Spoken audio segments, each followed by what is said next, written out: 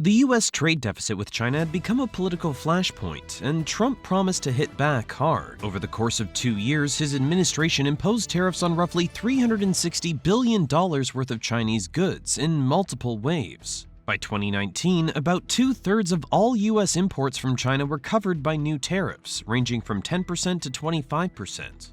These included everything from electronics and machinery to furniture, clothing, and toys. For everyday Americans, this meant higher prices on consumer goods. For retailers and importers, it meant scrambling to rework supply chains. So when a 25% tariff was placed on Chinese items, Chinese suppliers didn't suddenly drop their prices to keep US buyers happy. Instead, the cost was passed on. So if a product costs $100 before, it likely costs around $125 after the tariff hit. This pattern played out across thousands of goods, making many everyday items more expensive for American consumers. Trump often said, "China's paying us billions in tariffs." Technically, yes, tariff payments do go to the US Treasury, but they're paid by US companies at ports when the goods enter the country.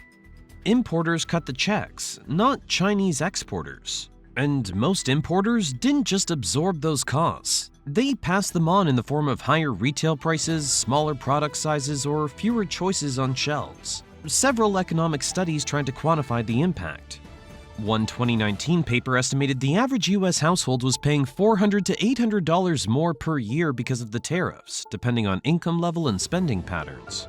Another analysis accounting for all of Trump's tariffs, including those on steel, aluminum, washing machines, and products from allies, put the burden at over $1,200 per household annually. Back in 1890 under the McKinley tariff, or in 1930 with the Smoot-Hawley, the same thing happened.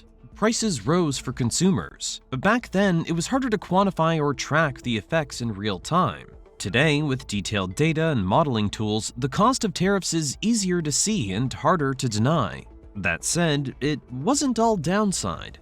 Just like in the past, some US industries gained from the protection. Steel and aluminum producers, for example, saw prices increase and boosted domestic capacity after the 2018 tariffs. A few even reopened plants or added jobs. Other sectors also benefited, particularly those that received specific targeted tariffs like washing machines and solar panels. Early in 2018, Trump imposed safeguard tariffs on both, separate from the China trade war. For companies like Whirlpool, which had long complained about low-cost imports from South Korea and China, this was a win. US production ramped up, and Whirlpool even expanded operations and added workers. It was one of the clearest examples of tariffs doing exactly what they were supposed to do, giving a domestic company temporary relief to regain ground. The solar industry, though, was more divided. US solar panel manufacturers supported the tariffs as they helped them compete with heavily subsidized Chinese panels. But solar installers who rely on cheap panels to keep project costs low pushed back. For them, tariffs meant slower growth and higher installation prices. But even these success stories weren't as straightforward as they seemed. You see, when the steel and aluminum tariffs kicked in, that raised the cost of raw materials for Whirlpool, since washing machines are mostly steel, and the company responded by raising its prices. The average price of a washing machine in the US went up by around 20%, which translated to roughly $82 more per unit for consumers. Multiply that by millions of machines sold, and the total consumer cost far outweighed the gains from those added jobs. Economists ran the numbers and found that for each new job created in washing machine manufacturing, consumers paid more than $800,000 in higher prices. In other words, the government achieved a concentrated win for a specific company and industry, but at an enormous diffuse cost spread across millions of households. Meanwhile, China didn't take it quietly. Beijing responded with tariffs of its own.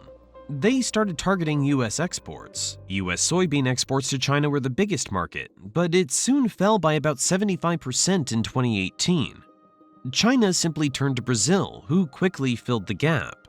Soybeans piled up in American silos, prices dropped, farm incomes plunged, and the ripple effect spread across the Midwest. Pork producers and corn farmers faced similar losses. These hits were strategic, aimed directly at Trump's political base in rural and farming regions. US farmers were hit especially hard. Some lost key buyers overnight, others saw crop prices crash.